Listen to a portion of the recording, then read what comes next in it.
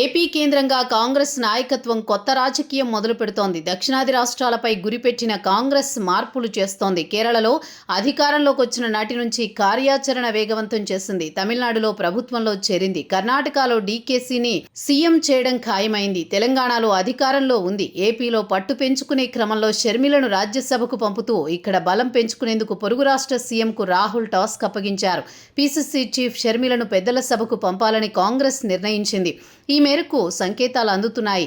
దక్షిణాదిలో ఇప్పుడు ఏపీని తమ కంట్రోల్లోకి తెచ్చుకునేందుకు కాంగ్రెస్ వ్యూహాలు సిద్ధం చేస్తోంది. జగన్ తిరిగి వచ్చే ఎన్నికల కోసం సమాయత్తమవుతున్నారు. షర్మిలపైన సొంత పార్టీ విభేదాలున్నాయి. పార్టీ కంటే అన్న జగన్ పై రాజకీయం ఎక్కువగా ఫోకస్ చేస్తున్నారనే విమర్శలు సొంత పార్టీ నుంచే ఉన్నాయి.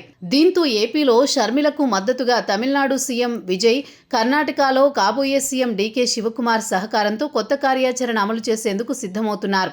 అందులో భాగంగా షర్మిలను రాజ్యసభకు పంపాలని నిర్ణయించారు. ఏపీలో 4 సీట్లు కూటమి పార్టీలకే దక్కనున్నాయి. కాగా కర్ణాటకలో కాంగ్రెస్కు దక్కే 3 రాజ్యసభ సీట్లకు గాను పలువురు పేర్లు వినిపిస్తున్నాయి.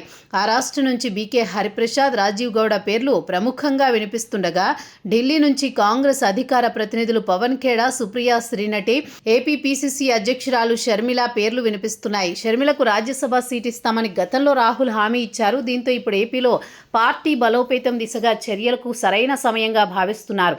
అయితే షర్మిలకు టాస్క్ ఫిక్స్ చేసినట్లు తెలుస్తోంది.